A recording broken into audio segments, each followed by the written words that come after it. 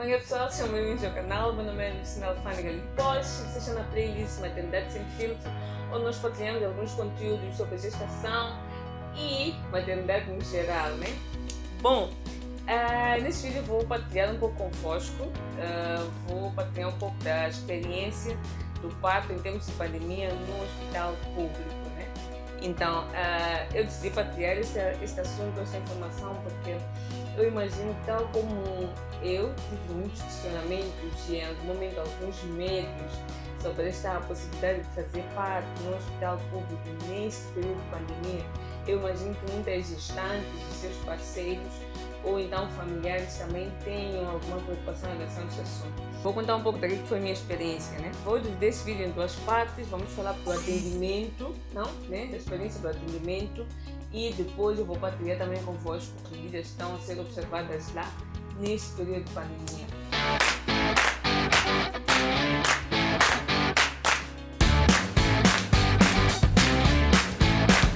Eu fiz o parto no Hospital Central de Maputo, né? Primeiro, tu apresentas a tua documentação, a ficha pré-natal e toda essa documentação na recepção da maternidade, né? E depois pagas lá uma taxa de 1.000 meticais, no caso, para o parto humanizado.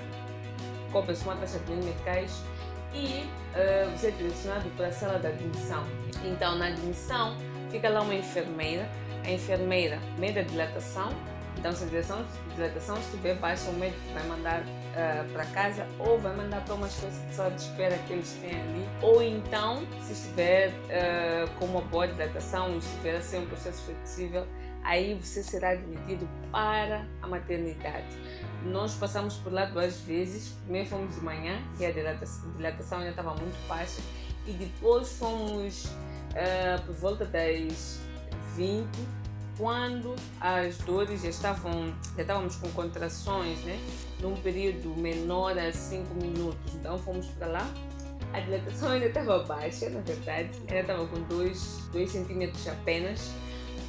E a médica em algum momento ficou assim receosa se admitia ou não, né?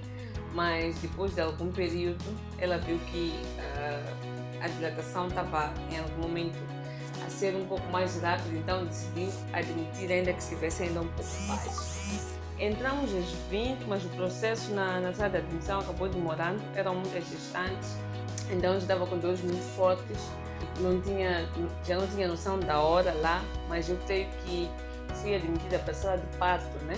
Por volta das 22, 23. Quando tu pagas aquela taxa de 1.000 meticais, vais para direcionado para uma sala de parto onde tens um quarto individual, e a partir desse quarto tens acesso com a porta aberta, né? Tens acesso ao quarto da gestante ao lado, tens acesso também ao pessoal de serviço, né? Tu consegues ver o pessoal de serviço. Ao ser admitido, eles fizeram novamente aquele teste para ver em que ponto estava a dilatação, e a dilatação ainda estava baixa, mas nesse processo todo eu estava a orar, né? A pedir a Deus que a dilatação ocorresse de forma muito rápida, porque estava com muitas dores. Então eles disseram que era para ficar deitada, assim de lado, né? Mas por causa das dores, em algum momento eu fui mudando de posições, fui caminhando, né? Tentei caminhar e em algum momento até ganhei forças para caminhar por causa da gestante que estava no quarto ao lado, né? Ela estava assim muito ativa, a caminhar e tudo mais. E a verdade é que fui sentindo dores. A moça que estava no quarto ao lado, a bolsa dela estourou muito antes da minha, e ela começou a descontrolar-se, né? A gritar, e a enfermeira, a parteira nesse caso também, disseram a ela: olha, se tu continuas a gritar, nós vamos te deixar aqui. E foi isso que aconteceu. Começaram a atender ela depois de algum período, porque ela estava a gritar muito e a perder forças, provavelmente. Não estava a obedecer, né? As orientações que estavam a ser dadas. O bebê já estava mesmo a sair, mas porque não estava a obedecer as orientações que estavam a ser dadas. Em algum momento elas deixaram ela por um instante e foram fazer outras coisas. E depois de um tempo perguntaram: já estás calma? ela foi gritando, né? A pedir ajuda, por favor, desculpa. E depois de algum tempo voltaram, conseguiram tirar o bebê, mas o bebê foi para o berçário, nasceu sem reação, né? Infelizmente, até a hora que eu saí de lá, não consegui saber se o bebê estava bem ou não. Mas este aspecto é que em algum momento fez com que eu ficasse um pouco mais alerta e atenta, né? Porque, convenhamos, quando tu estás na sala de admissão, tu vês a informação toda. Parto humanizado, tem que ajudar, né? A gestante a ficar numa posição que seja confortável, para tirar o bebê e tudo mais. E a moça que estava, essa história que eu acabo de contar, uma moça que estava a ter a sua primeira experiência de parto, né? E o bebê acabou, né, nascendo sem reação, não que seja necessariamente culpa da equipe que estava a trabalhar, mas a verdade é que se tivesse havido um pouco mais de empatia, a experiência dela talvez tivesse sido outra, né? Quando eu comecei a sentir que o bebê também já estava quase, eu comecei a pedir ajuda, né? Pedir ajuda, enfermeira, por favor, peço ajuda, o bebê já está mesmo a sair, peço ajuda. Ela disse, faz força do cocô, tá sentindo cocô, faz o cocô. E fiz. Mas mesmo assim, o bebê não estava saindo, eu conseguia sentir que já estava mesmo ali, a cabeça já estava mesmo, o bebê já estava pronto, né? Mas não estava a sair, depois pedi novamente a ajuda dela. Ela aproximou, ela viu que realmente a cabeça do bebê já estava praticamente ali, visível, né? Então ela começou a colocar as mãos, segurou os pés com as mãos, faz força. Continuei a fazer força, mas isto foi um pouco mais tarde, porque na verdade, quando eu percebi que não estava a ter ajuda como tal a tempo, em um momento eu comecei a me lembrar de todas as informações que eu tinha visto na internet, em conversas com alguns amigos, comecei a fazer força sozinha, né? Na tentativa de expulsar o bebê e em algum momento até pressionei um pouco a barriga, mas depois fiquei com receio de alejar o bebê e acabei parando, né? Fui fazendo aquela força apenas, então ela aproximou e viu que realmente o bebê já está ali. Foi quando ela começou a tentar ajudar a enfermeira, né? Tentou ajudar, mas eu dizia, faz força. E depois eu estava fazendo toda a força possível e estava com dores e o bebê não estava saindo. Então, depois de algum tempo veio eu estava toda distraída, já não sei se aquela era realmente uma médica ou uma parteira, mas ela que veio, pressionou sobre a barriga, né? Disse que era para fazer força, pressionou sobre a barriga, foi pressionando e pouco tempo depois dela ter chegado é que o bebê nasceu. Mas esse processo todo, né?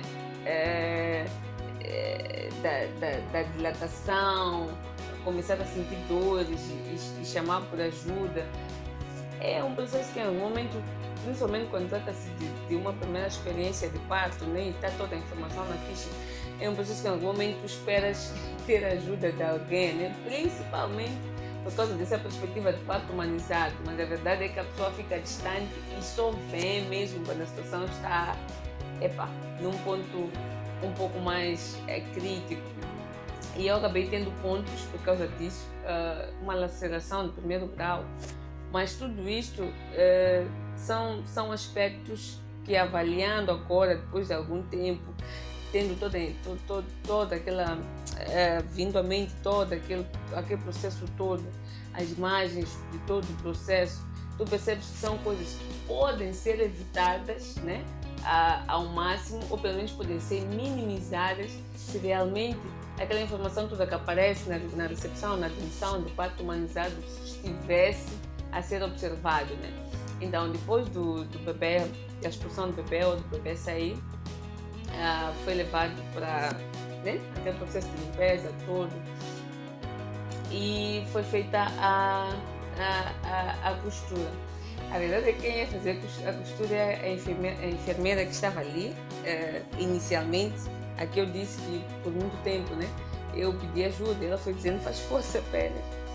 Eu percebi que ela é uma pessoa que não tinha muita experiência naquele processo todo. Quando ela ia começar a cozer, eu fui orar lá, que Deus dê graça para que seja a outra enfermeira, a outra, que eu não sei muito bem, na verdade, até hoje, se foi ser uma parteira apenas ou médica, para que fosse ela a fazer a costura.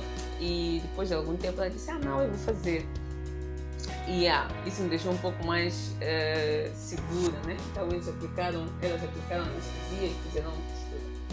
A verdade é que o parto foi por volta das 3, né? Às 4, nos mesmos das 4, aí não tinha se passado uma hora, depois do parto apareceu uma agente de serviço. Ela disse, eu preciso transferir, já estavam a transferir né, as pacientes ou as mães, nesse caso os bebês, para obstetrícia. E, no entanto, eu não tinha completado ainda uma hora e não era suposto fazer aquilo, né, naquele período, porque a mulher precisa ficar de repouso. Havia tido o parto, não tinha se passado uma hora depois do parto e depois tinha tido pontos. Então, ela disse, perguntou o médico, o estagiário que estava ali, doutor, podemos transferir ela? Só que ela não passou uma hora, eu acho que nós podemos transferir agora. Ele disse, não sei, mas ok, não transfere. E depois ela acabou tomando a iniciativa de transferir. Ela disse que eu saí da cama, eu ainda estava muito fraca. Saí da cama, jurou uma poça de sangue, sujou tudo. Saiu muito sangue.